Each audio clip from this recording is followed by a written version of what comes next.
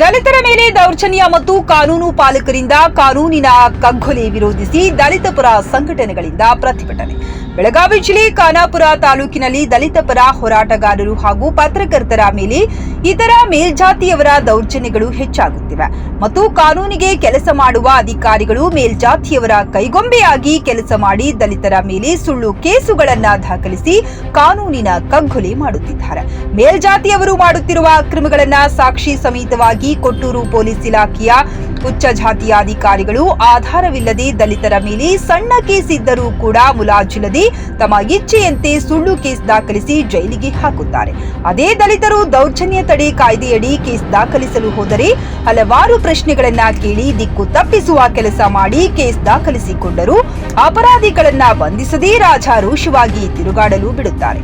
ಸ್ವಾತಂತ್ರ್ಯ ಬಂದು 75 ವರ್ಷಗಳಾಗಿ ಸಂವಿಧಾನದಲ್ಲಿ ದಲಿತರ ರಕ್ಷಣೆಗೆಂದು ಹಲವಾರು ಕಾಯ್ದೆಗಳಿದ್ದರೂ ಮೇಲ್ಜಾತಿ ಅಧಿಕಾರಿಗಳಿಂದ ಸಂವಿಧಾನಬದ್ಧ ಕಾನೂನಿನ ಕಗ್ಗೊಲೆಯಾಗುತ್ತಿದೆ ಎಂದು ಖಾನಾಪುರ ಪಟ್ಟಣದಲ್ಲಿಂದು ದಲಿತ ಸಂಘರ್ಷ ಸಮಿತಿ ಸಂಯೋಜಕ ಸಂಘಟನೆಯ ಮುಂದಾಳತ್ವದಲ್ಲಿ ಹಲವಾರು ದಲಿತ ಪರ ಸಂಘಟನೆಗಳ ಸಹಯೋಗದಲ್ಲಿ ಡಾಕ್ಟರ್ ಬಾಬಾ ಸಾಹೇಬ್ ಅಂಬೇಡ್ಕರ್ ಉದ್ಯಾನವನದಿಂದ ತಹಶೀಲ್ದಾರ್ ಕಚೇರಿವರೆಗೆ ರ್ಯಾಲಿ ಮುಖಾಂತರ ಘೋಷಣೆಗಳನ್ನು ಕೂಗುತ್ತಾ ತಹಶೀಲ್ದಾರ್ ಮುಖಾಂತರ ಸರ್ಕಾರಕ್ಕೆ ಮನವಿಯನ್ನ ಸಲ್ಲಿಸಲಾಯಿತು.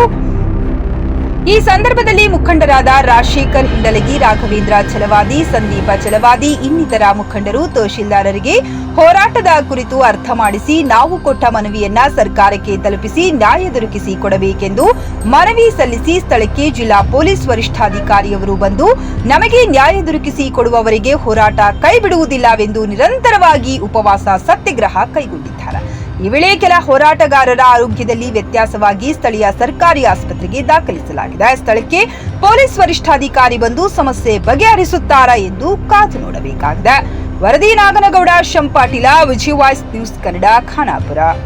ಜೊತೆಗೆ ಮೊನ್ನೆ ಲೋಕೋಳಿ ಪ್ರಕರಣ ಬಂದಿರಬಹುದು, ಅಟ್ರಾಸಿಟಿ ಕಾಯ್ದೆ ಅಡಿಯಲ್ಲಿ ಆರೋಪಿಗಳನ್ನ ಇನ್ನೊಂದು ಬರ್ತಿಲ್ಲ, FIR ದಾಖಲಾಗಿದೆ. ಅದಕ್ಕೆ ದಯವಿಟ್ಟು ಎಲ್ಲ ರೀತಿಯಿಂದ ನಮ್ಮ ತಾಲೂಕುಗಳಿಗೆ ದಲಿತರು ರಕ್ಷಣೆ ಇಲ್ಲ ಅಂತ ಪರಿಸ್ಥಿತಿ ಇದೆ.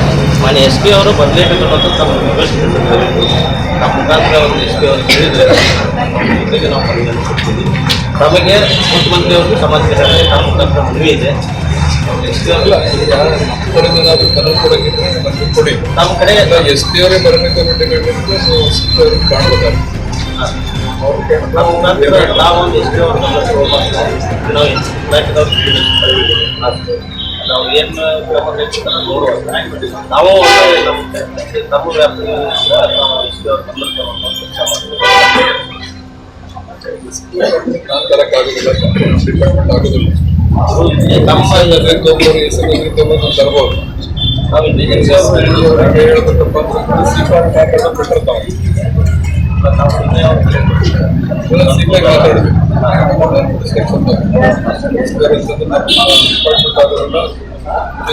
ನೀರು ಹಾಕ್ತಾರೆ ನನ್ನ ವ್ಯಾಪ್ತಿಯೊಳಗೆ ಸೀಟಾಗಿ ಮಾತಾಡೋದು ಕಂಪ್ಲಿಮೆಂಟ್ ತೋರಿಸ್ತಾರೆ. ಅಲ್ಲಿವರೆಗೆ ತಾವು ಸ್ಟ್ರೈಕ್ ತೋರಿಸೋಣ.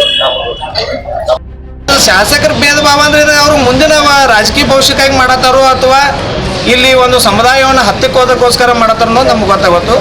ಆದರೆ ಯಾವಾಗ ಟೋಪಿಂಗಟ್ಟಿ ಒಳಗೆ ಪ್ರಕರಣ ದಾಖಲಾತೋ ಅವಾಗಿಂದ ದಲಿತ ಮುಖಂಡರ ಮೇಲೆ ಹಲ್ಲೆ ಆಗೋದು, ದಲಿತ ಮುಖಂಡರನ್ನ ಹಿಂಬಾಲಿಸೋದು, ಆಮೇಲೆ ದಲಿತ ಸಮುದಾಯದ ಬಗ್ಗೆ ಬೇರೆ ಸಮುದಾಯಗಳು ಅಸಹ್ಯವಾಗಿ ನೋಡುವಂಥ ರೀತಿ ಚಾಲು ಆಗಿತ್ತು ಅನ್ನೋದು ನಮಗೆ ಮೇಲ್ನೋಟಕ್ಕೆ ಕಂಡು ಬಂತು. ಯಾಕೆ ದಲಿತ ಸಮುದಾಯನ ಹೊರಗಿಡ್ಬೇಕನ್ನೋ ಶಾಸಕರು ಇದ್ದಾರೆ?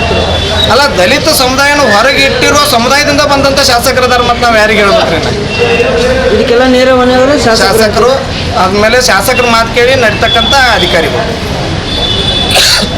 ಅದಕ್ಕೆ ಸರ್ಕಾರ ಒಂದೇ ಕ್ಷೇತ್ರ ಒಂದೇ ವಿಭಾಗೀಯ ಪರವಾಗಿ ಕೆಲಸ ಮಾಡೋದಕ್ಕಿಂತ ಮಾನ್ಯ ಗೃಹ ಸಚಿವರು ಸೋಷಿ ಸಮುದಾಯದಿಂದ ಬಂದಂಥವ್ರು ಅದರ ಜಿ ಪರಮೇಶ್ವರ್ ಅವರು ದಯವಿಟ್ಟು ಖಾನಾಪುರ ತಾಲೂಕದ ಬಗ್ಗೆ ಕಾಳಜಿ ವಹಿಸಬೇಕು.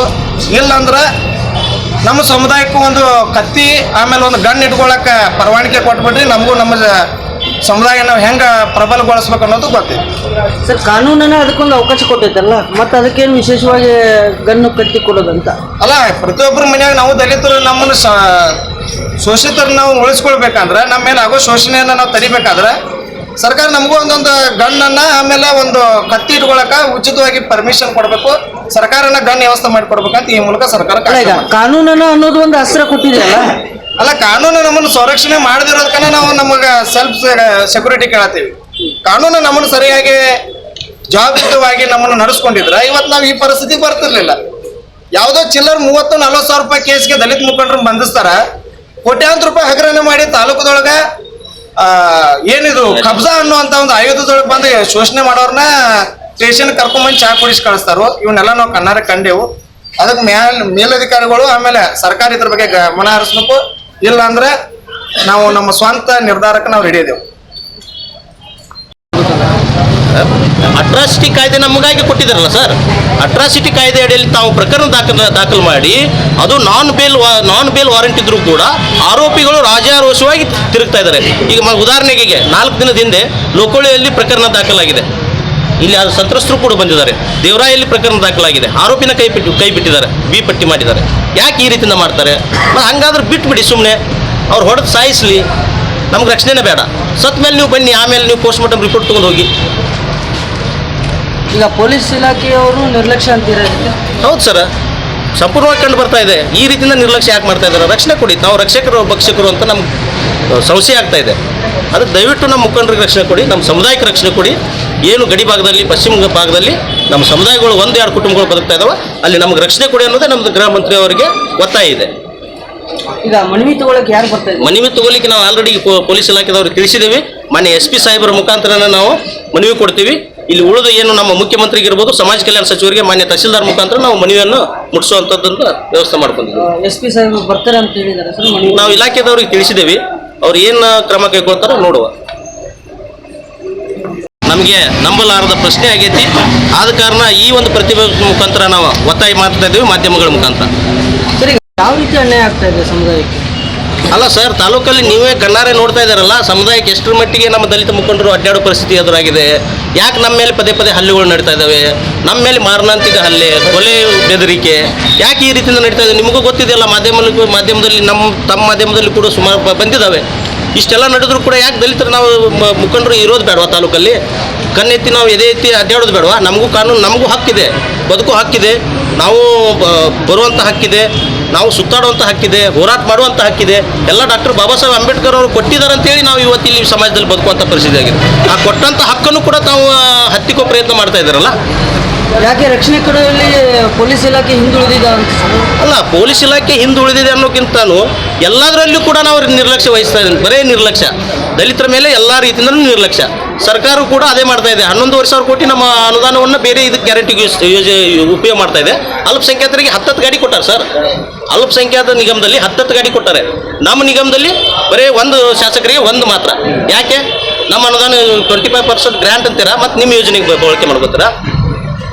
ಏನು ಇವತ್ತು ಖಾನಾಪುರ ತಾಲೂಕಿನಲ್ಲಿ ಈಗಾಗಲೇ ನಮ್ಮ ಮುಖಂಡರು ಹೇಳಿದಂಗೆ ದಲಿತರ ಮೇಲೆ ಆಗ್ತಕ್ಕಂಥ ದೌರ್ಜನ್ಯ, ಆಮೇಲೆ ಸಮುದಾಯದ ಮೇಲೆ ಆಗ್ತಕ್ಕಂಥ ಶೋಷಣೆಯ ಬಗ್ಗೆ ಮಾತಾಡಿದ್ವಿ. ಇದು ಭಾರತ ದೇಶದಲ್ಲಿ ದಲಿತರ ಮೇಲೆ ಬಂತಕ್ಕಂಥ ನಿರಂತರ ಶೋಷಣೆ. ಆದ್ರೆ ಖಾನಾಪುರ ತಾಲೂಕದಲ್ಲಿ ಅತಿ ಅನ್ಯೋನ್ಯವಾಗಿದ್ದಂಥ ಒಂದು ಸಮುದಾಯವನ್ನು ಕಳೆದ 1 ವರ್ಷದಿಂದ ಏನು ಟೋಪಿನಕಟ್ಟೆಯಲ್ಲಿ ನಡೆದಂಥ ಪ್ರಕರಣದಿಂದ ಒಂದು ಸಮುದಾಯದ ಮುಖಂಡರ ಮೇಲೆ ಆಗ್ತಕ್ಕಂಥ ಹಲ್ಲೆ, ಆಮೇಲೆ ಇದ್ರ ಬಗ್ಗೆ ಪೊಲೀಸ್ ಇಲಾಖೆ ನಿರ್ಲಕ್ಷ್ಯ ಮಾಡ್ತಿರೋದು ಇದರಲ್ಲಿ ನನಗೆ ಕಂಡು ಬಂದಾಗ ಮುಖ್ಯವಾಗಿ ಶಾಸಕರ ಒಂದು ಹುನ್ನಾರ ಅಂತ ಅನ್ನಿಸ್ತೈತಿ. ಯಾಕಂದ್ರೆ ಒಂದು ತಾಲೂಕಾ ಪೊಲೀಸ್ ಅಧಿಕಾರಿಗಳು ಒಂದು ತಾಲೂಕಾ ಶಾಸಕರ ಮಾತ ಕೇಳ್ತಾರೋ, ಈ ರೀತಿ ಈ ಅಧಿಕಾರಿಗಳು ಆಮೇಲೆ ರಾಜಕಾರಣಿಗಳು ಕೂಡಿ ಸಮುದಾಯದ ನಡಕ್ಕೆ ಬೆಂಕಿ ಹಚ್ಚಿ ಸಮುದಾಯದ ಮುಖಂಡರ ಮೇಲೆ, ಯಾಕಂದ್ರೆ ಟೋಪಿನಕಟ್ಟಿ ಗ್ರಾಮದಲ್ಲಿ ನಡೆದಂಥ ಪ್ರಕರಣದಲ್ಲಿ ಶಾಸಕರೇ ಪತ್ರಿಕೆ ಒಳಗೆ ಹಾಕ್ತಾರೋ, ಇದು ಒಂದು ಸಮುದಾಯದ ಹುನ್ನಾರದಿಂದ ಸಮುದಾಯದ ನಡುವೆ ಬೆಂಕಿ ಹಚ್ಚುವಂಥ ಕೆಲಸ ಮಾಡಿದಾರು. ಅದಕ್ಕೆ ಮುಖ್ಯವಾಗಿ ಪೊಲೀಸ್ ಇಲಾಖೆಯಲ್ಲಿ ಯಾವುದೇ ಆದಂಥ ಶಾಸಕರದಾಗಿರ್ಬೋದು, ಸಚಿವರಾಗಿರ್ಬೋದು, ಒತ್ತಾಯಕ್ಕೆ ನೀವು ದಲಿತರನ್ನು ಶೋಷಣೆ ಮಾಡುವಂಥ ಕೆಲಸ ಮಾಡಬೇಡ್ರಿ. ನಿಮ್ಗೆ ಸಂವಿಧಾನಬದ್ಧವಾಗಿ, ಕಾನೂನುಬದ್ಧವಾಗಿ ಹಾಗೂ ತಮ್ಮ ವರಿಷ್ಠ ಜಿಲ್ಲಾ ಅಧಿಕಾರಿಗಳ ಸಲಹೆ ಮೇರೆಗೆ ಕೆಲಸ ಮಾಡುವಂಥ ಕೆಲಸ ಮಾಡ್ಬೇಕಂತೇಳಿ ಈ ಮೂಲಕ ನಾವು ಭೀಮ್ ಆರ್ಮಿ ಭಾರತ ಏಕತಾ ಮಿಷನ್ ಸಂಘಟನೆ, ಆಮೇಲೆ ನಮ್ಮ ದಲಿತ ಸಂಘಟನೆ ಸಂಯೋಜಕ ಸಂಘಟನೆ ವತಿಯಿಂದ, ಅದಷ್ಟೇ ಅಲ್ಲ ಇಡೀ ಸಮುದಾಯದ ವತಿಯಿಂದಾನೇ ನಾವೊಂದು ವಿನಂತಿ ಮಾಡ್ಕೊಳ್ಳೋದು ಅಥವಾ ಆಗ್ರಹ ಮಾಡೋದನ್ನು ತಿಳಿವತ್ತು. ಯಾಕಂದ್ರೆ ಪ್ರಜಾಪ್ರಭುತ್ವ ರಾಷ್ಟ್ರದೊಳಗೆ ಪ್ರಜೆಗಳನ್ನೇ ಶೋಷಣೆ ಮಾಡುವಂಥ ಕೆಲಸ ಇವತ್ತು ಪ್ರಜಾಪ್ರಭುತ್ವವನ್ನು ಎತ್ತಿ ಹಿಡಿಯೋದಕ್ಕೆ ನೇಮಿಸಿದಂಥ ಇಲಾಖೆನೇ ಇವತ್ತು ಪ್ರಜಾಪ್ರಭುತ್ವವನ್ನು ಕಗ್ಗೊಲೆ ಮಾಡುವಂಥ ಕೆಲಸ ಮಾಡಿದ್ರೆ ನ್ಯಾಯ ಕೇಳಕ್ಕೆ ಬಡವರು ಯಾರಂತ್ರ ಹೋಗ್ಬೇಕು ಅನ್ನೋದ ಒಂದು ದೊಡ್ಡ ಹುನ್ನಾರ ಆಗೈತಿ. ಅದಕ್ಕೆ ಈ ನಿಟ್ಟಿನೊಳಗೆ ತಾಲೂಕಾ ಪೊಲೀಸ್ ಇಲಾಖೆ ಅಧಿಕಾರಿಗಳು ನಂದಗಡ್ ಸ್ಟೇಷನ್ ಆಗಿರ್ಬೋದು, ಖಾನಾಪುರ ಸ್ಟೇಷನ್ ಆಗಿರ್ಬೋದು, ದಯವಿಟ್ಟು ತಾವು ಆಮೇಲೆ ಶಾಸಕರ ಆಪ್ತರ ಪ್ರಚೋದನೆಗಾಗಿ ಕೆಲಸ ಮಾಡಬೇಡ್ರಿ. ದಯವಿಟ್ಟು ಎರಡು ಸಮುದಾಯಗಳನ್ನ, ಈ ಶೋಷಿತ ಸಮುದಾಯಗಳನ್ನ ಒಗ್ಗೂಡಿಸುವಂತ ಕೆಲಸ ಮಾಡಬೇಕು.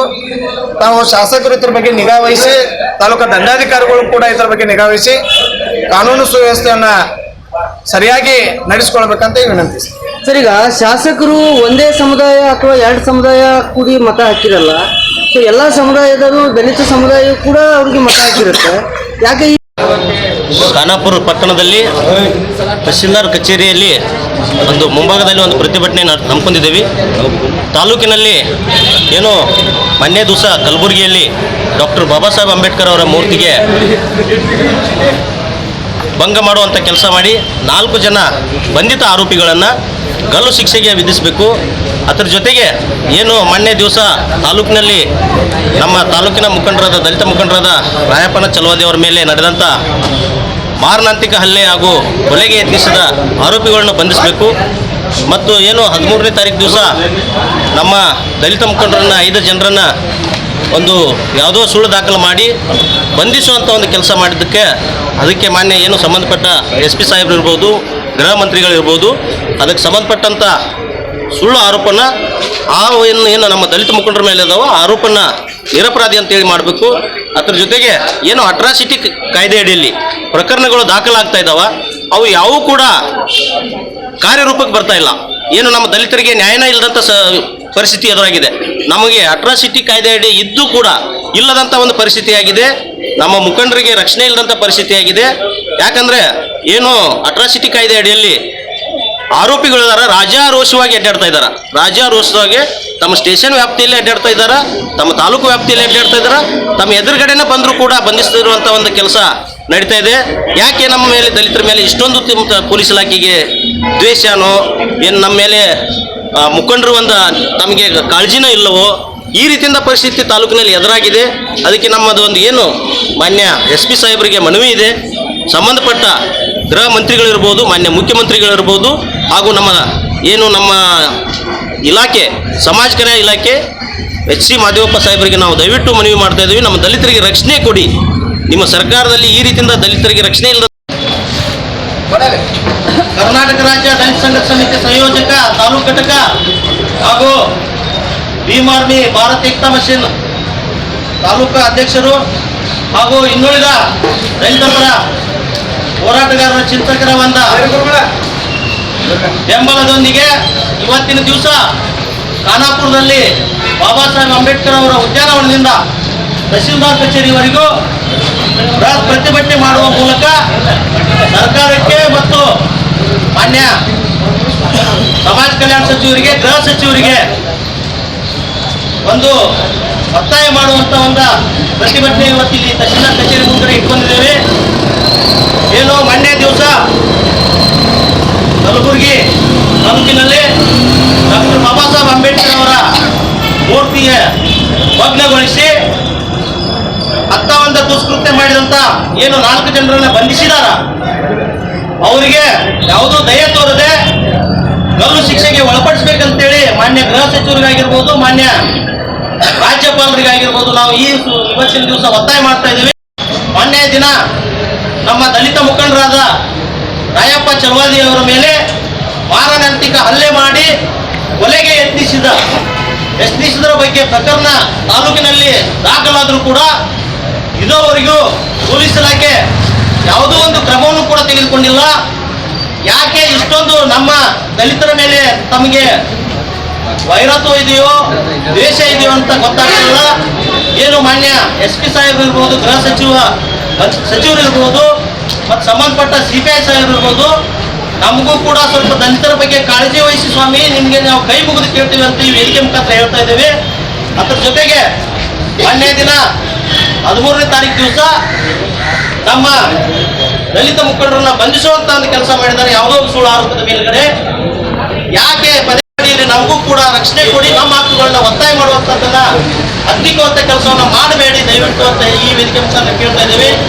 ಇದ್ರ ಜೊತೆಗೆ ಏನು ನಮ್ಮ ತಾಲೂಕಿನಲ್ಲಿ ಅಟ್ರಾಸಿಟಿ ಅಂತ ಒಂದು ಕಾಯ್ದೆ ಅಡಿಯಲ್ಲಿ ಪ್ರಕರಣಗಳು ದಾಖಲಾಗ್ತಾ ಇದ್ದಾವ, ಅವು ಹೆಸರಿಗೆ ಮಾತ್ರ ಪ್ರಕರಣ ದಾಖಲಾಗ್ತಾ ಇದ್ದಾವೆ ವಿನಃ ಕಾರ್ಯರೂಪಕ್ಕೆ ಮಾತ್ರ ಬರ್ತಾ ಇಲ್ಲ. ದಲಿತರಿಗೆ ರಕ್ಷಣೆ ಇಲ್ಲದಂತ ಪರಿಸ್ಥಿತಿ ಎದುರಾಗೈತಿ.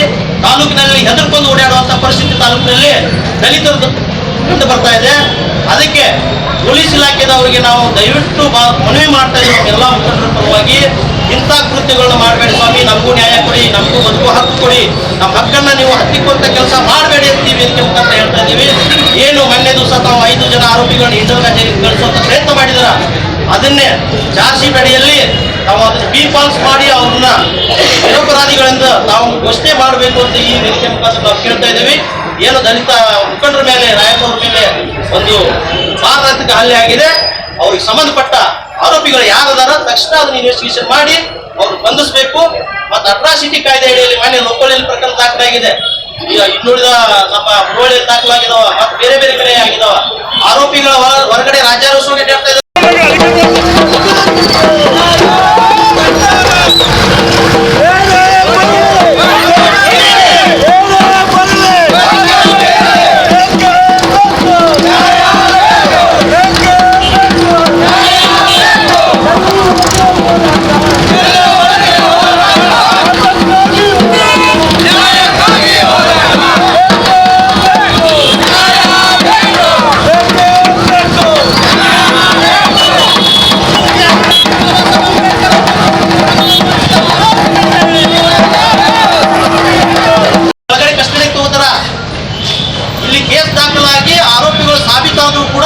ರಾಜಾರೋಷವಾಗಿ ಇಲ್ಲೇ ತಮ್ಮ ಸ್ಟೇಷನ್ದಲ್ಲಿ ಅಡ್ಡಾಡ್ತಾರೆ. ಯಾಕ್ರಿ ಸ್ವಾಮಿ ಅಷ್ಟೊಂದು ನಮ್ಮ ಮೇಲೆ ದೇಶ? ಅದಕ್ಕೆ ಕೈ ಮುಗಿದು ಹೇಳ್ತಾ ಇದ್ದೇವೆ, ಇದು ಇಷ್ಟಕ್ಕೆ ನಾವು ಬಿಡೋದಿಲ್ಲ. ಇದನ್ನು ರಾಜ್ಯಾದ್ಯಂತ ನಾವು ಉಗ್ರವಾದಂಥ ಹೋರಾಟ ಮಾಡ್ತಾ ಇದ್ದೀವಿ. ಏನು ಮನವಿ ಕೊಡ್ತಾ ಇದ್ದೀವಿ, ಮಾನ್ಯ SP ಅವರು ಬಂದು ಈ ಮನವಿಯನ್ನು ಬಯಬೇಕು. ಏನು ಸಂಬಂಧಪಟ್ಟ ತಹಸೀಲ್ದಾರ್ ಸಾಹೇಬ್ ಇರ್ಬೋದು, ಸಂಬಂಧಪಟ್ಟ CBI ಇರ್ಬೋದು, ಇಲ್ಲಿ ಪೊಲೀಸ್ ಇಲಾಖೆದವರು ಇದ್ದಾರೆ, ನಾವು ಸಂಬಂಧಪಟ್ಟ SP ಸಾಹೇಬ್ ಗಮನಕ್ಕೆ ತಗೊಂಡ್ಬನ್ನಿ. ನಾವು ಇಂಟೆಲಿಜೆನ್ಸ್ ರಿಪೋರ್ಟ್ಗೂ ಕೂಡ ಹೇಳಿದ್ದೀವಿ, ಇದನ್ನು ಸ್ಟೇಷನ್ಗೂ ಕೂಡ ನಾವು ಇದನ್ನ ರಸೀಟ್ ಮಾಡ್ಕೊಂಡಿವಿ. ನಾವು ಇದನ್ನು ಕೊಟ್ಟು ನಾವು ಮಾನ್ಯ SP ಸಾಹೇಬರು ಬಂದು ನಮ್ಮ ಮನವಿಯನ್ನು ತಗೊಂಡು ನಮಗೆ ನ್ಯಾಯ ಸಿಗುವವರೆಗೂ ನಾವು ನಿರಂತರವಾಗಿ ಈ ಹೋರಾಟಕ್ಕೆ ಸಾಯಂಕಾಲ ಆದರೂ ಕೂಡ SP ಅವರು ಬರೋವರೆಗೂ ನಾವು ಈ ಪ್ರತಿಭಟನೆಯನ್ನು ಕೈ ಬಿಡೋದಿಲ್ಲ ಅಂತೇಳಿ ಈ ವೇದಿಕೆಗೆ ಹೇಳುತ್ತಾ ಇಲ್ಲಿಗೆ ನಾನು ಮಾತನ್ನು ಮುಗಿಸ್ತೀನಿ. ಇನ್ನು ನಮ್ಮ ಮುಖಂಡರು ಮಾತಾಡ್ತಿದ್ದಾರೆ.